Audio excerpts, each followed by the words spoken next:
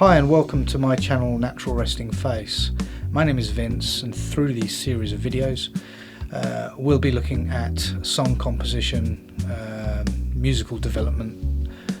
We'll be taking an idea right through, or many ideas, right through the whole process of tracking, mixing, mastering, and possibly touching on the publishing side of things also. But without further ado, let's get to it.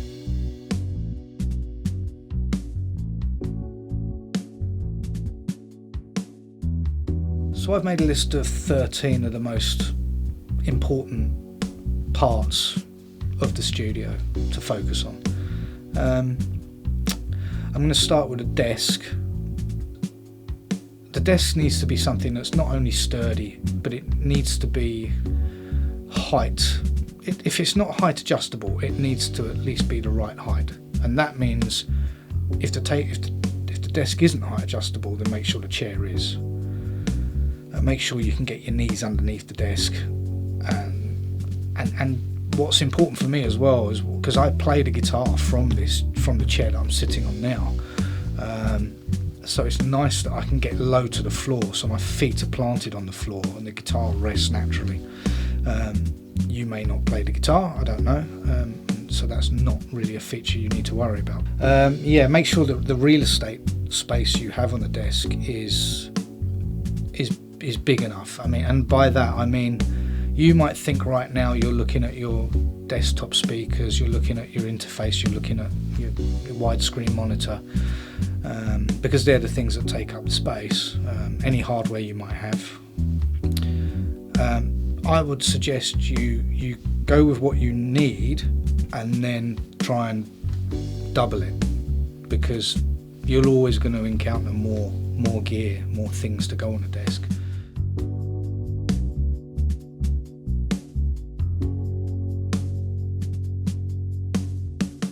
I was working, was it 3 or 4 summers ago on a project, and it was a hot summer. It was 37 degrees centigrade, and it was consistently like that for about 3 weeks, and it was just horrible. I got so irritable, eventually I just went out and bought a desktop fan, but the desk wasn't quite big enough to encumber the fan. The fan was only like yay big, so it wasn't massive, but I was already kind of maxing out the space that I had available, and so the fan kind of had to be kind of brought in and taken away. It's nice to have enough real estate space that you don't have to move things around. You can have everything you need, it stays exactly where it is, and you leave it alone. So that will be my number 1.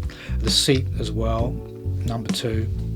Again, make sure it's comfortable, make sure it swivels, make sure it's height adjustable, make sure it's on wheels is good as well. Because sometimes you might need to whiz over to the MIDI controller or whatever it might be, or keyboard or whatever. So that's always a good option too.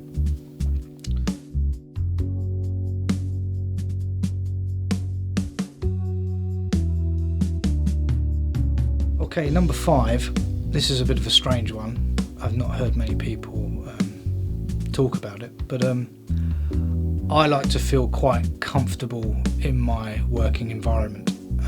My working environment is actually my bedroom, and I'm guessing for 90% of you at least, it's probably going to be a similar thing. So I like to have things on the walls that inspire me. You can see there's sound isolation behind me in the form of foam pads, which we'll talk about in a minute. But you can also see behind the microphone stand there's a picture of a canvas of a piano, and I've got other canvases around the room which kind of give colour to the room, and they make me feel like I'm in a harmonious place. Might sound slightly ridiculous, but for me it's important, and it might be for you too.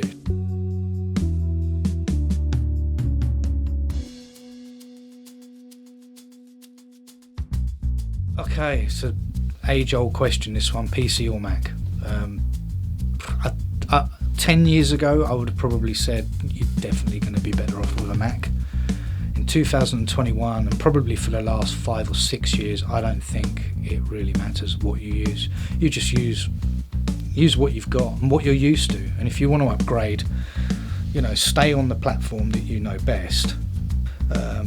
Maybe you need bigger hard drive, you need more RAM. RAM's quite important in music. I mean, I've got 32 gigs of RAM, but it wouldn't hurt to get 64. Can you do it on 16? Yeah, you can. So the PC techs, they are important, but the actual platform you're on, whether it's Mac or Windows, it really doesn't matter anymore. The software's so good across all of them that, hey, just use what you want.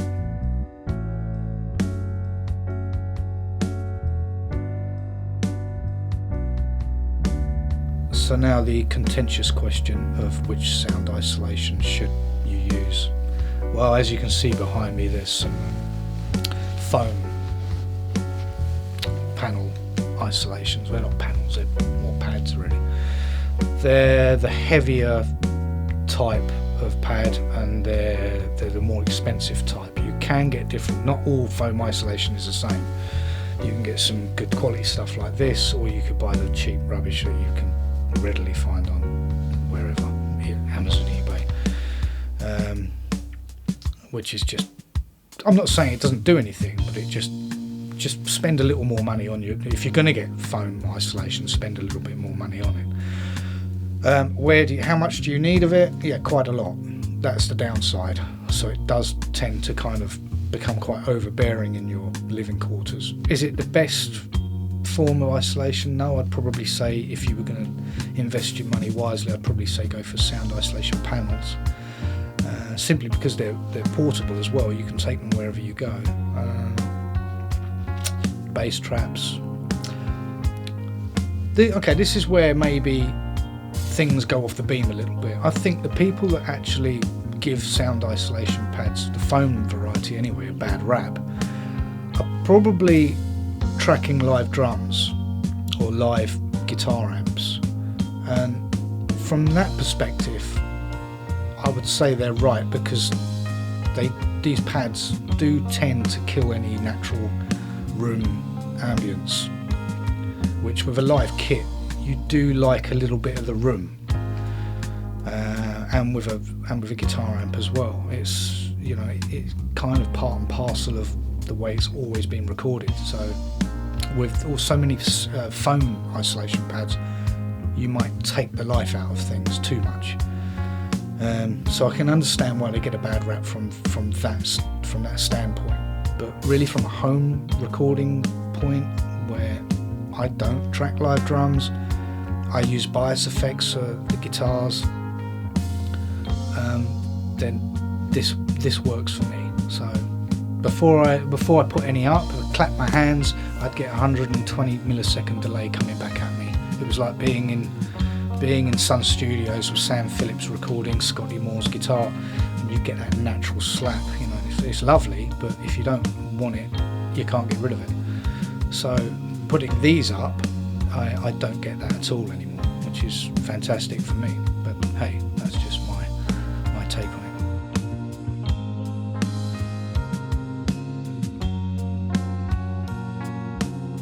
The interface you need will be the one with the inputs. So you've got to know what inputs, how many inputs are you going to use. And again, I would always say get twice as many as you think you need. So for me, I started off with just a 2 in and a 2 out, I guess. So I just had the condenser mic for the vocals and a TRS for the guitar. Then I started singing more, writing more, more piano playing came in. I don't know why, I just went with 2x2 because it was cheap, I guess. And now I use a PreSonus 1810C, which is, it's a fantastic interface. Because I really looked at the number of inputs that I needed. I wanted to play acoustic guitar, I wanted to sing, I wanted to put my bass into it, I wanted to put my electric guitar into it, so that's 4 inputs already. Then I wanted to put the MIDI for it, so I wanted to put my piano in via MIDI. And I've still got 4 inputs left. It's got 2 headphone inputs. That's another thing to look at. So there are important things to consider. So make sure you know how many inputs you need, and you go from there. But in terms of whether it's a UAD or Apollo or PreSonus, Focusrite, I just don't think it matters. So I hope that answers the questions.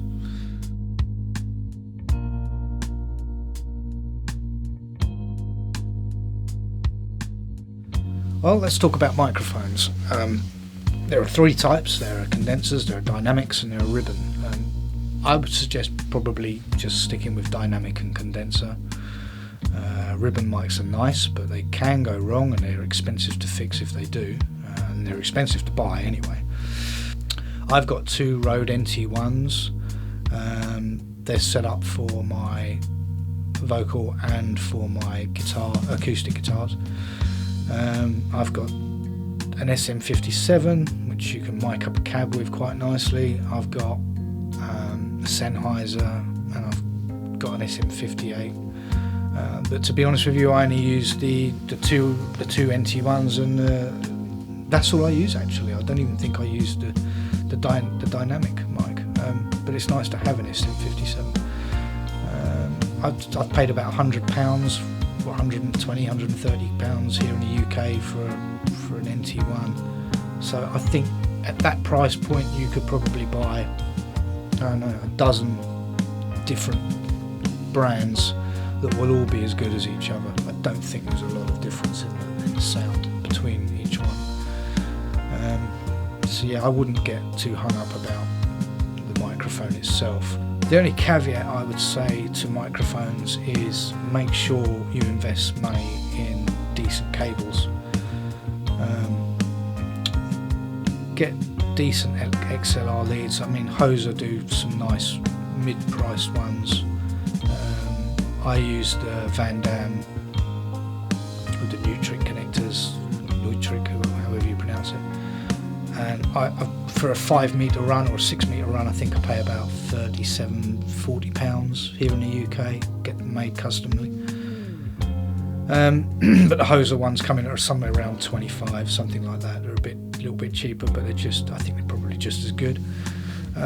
What I would avoid are the cheap, really cheap, $6.99 cables that you just, because it's not just the reliability you need the actual. You need the shielding is important and things of that nature. So yeah, just be aware of the cables you're going to put your money into.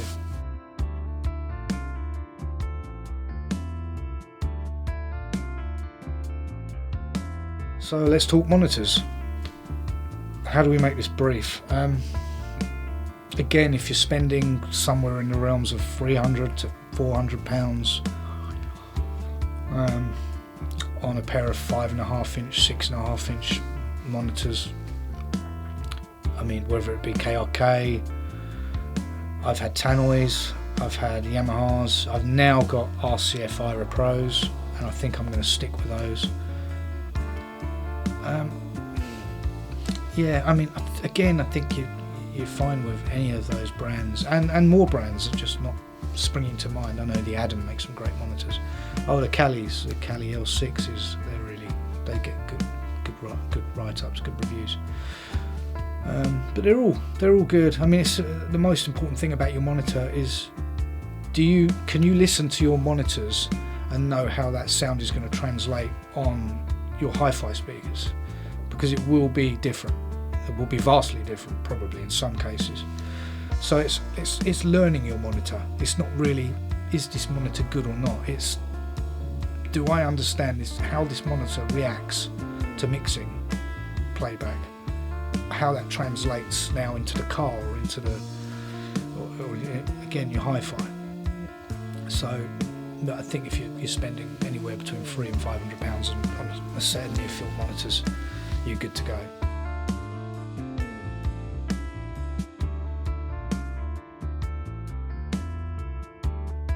Our next stop is headphones. Do you need them? Yes, you do.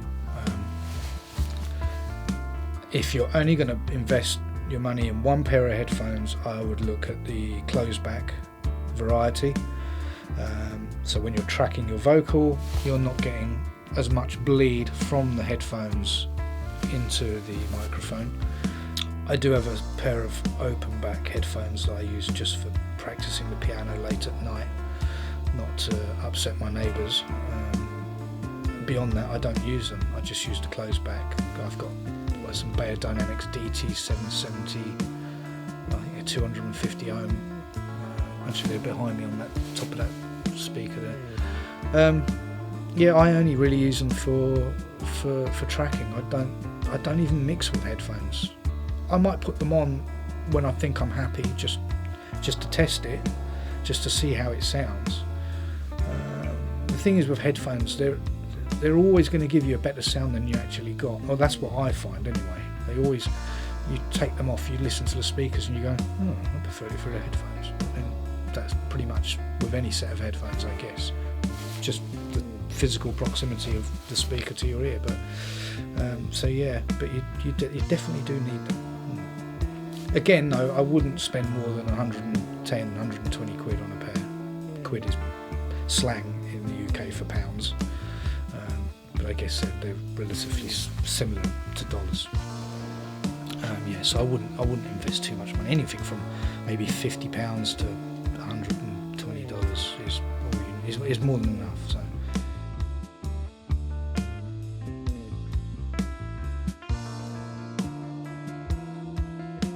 Okay, so the next question is, do I use VSTs or do I use instruments? I think if you play an instrument, even if you don't play it amazingly well, I would still say you should play the instrument, because there's something personal about playing an instrument, even if you're not maybe playing it as well as, I don't know, the top musicians on the planet. But you're still going to get a bit of you in there. You're still going to get that kind of organic, raw, human touch through it. So I tend to play most things myself. So I play guitar, I play piano, I play bass, and I sing. So it's not everything, but even if I played the drums, I wouldn't be able to do it in here because of my neighbours. I'm guessing most of you are in a similar situation. So I do use Easy Drummer. It's not even Superior Drummer, it's Easy Drummer, and I'm having a great time with it. I really, really enjoy it. And yes, you can argue they're a little bit robotic, but I find that if you buy the add-on packs, and that's where your money's going to go, if you buy the add-on packs, the drum packs, you do get some nice different kits and different things. I'm not too keen on the sound of just the modern standard kits that they've got in the package, that come with the package. I just think they sound fine, but everything sounds the same. But if you invest in the packs, which there are a lot of, you can get some nice drum sounds.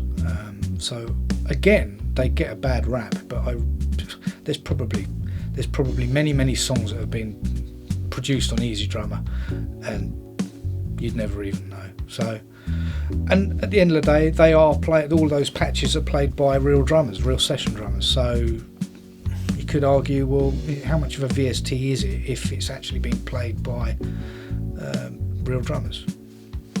There's an argument for it. Yeah, what other? I mean, VSTs that I use them for strings, for brass, and that's it. I think I don't use VSTs for anything else. So yeah, go with what suits you. You know, if you need a VST, invest some money in it. And there's so many good ones out there. Kontakt have got a whole array of good stuff. Keyscape, brilliant. Well, you can see Keyscapes on the screen there, but so there are some good ones. I mean, and people do say, you know, well, they're quite expensive, aren't they? Coming in at £300-400. And I think, well, how much would it cost you to pay a drummer to come down to your studio, set it up, learn your songs, practice what you want him to play or her to play? How many songs are you going to be doing in this project? You've got an album, okay, so we're looking at 12 songs probably. I think it's going to cost you a lot more than £300 or £400 to get that drummer to produce all that work. So Is it expensive? Not really when you weigh it up.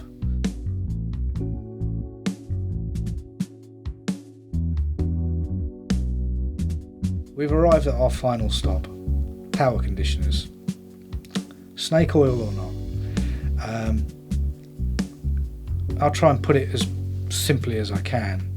In here I've probably got something coming in at the range of about £10,000 worth of equipment. Now, for the sake of another £110 or dollars, I could buy a Furman, and I could kind of rest assured that my Furman's going to keep my gear nice and happy. Do I negate spending £110 on a Furman, which is what I've got, and run the risk that one day I could be mixing? There's a terrible thunderstorm outside. The changes in weather do create changes in atmospheric pressure. It does affect the electricity in and around the house and the area. I just think it's a no-brainer for me. I mean, if all you've got is a laptop and an interface, and you've got very little software, you've got very few instruments, you've got you've got basic stuff, then yeah, fine, risk it. Hopefully the fuse will trip in the house before anything bad happens. But yeah, I would invest money in a power conditioner. Even if it is snake oil, I'm still happier to do it.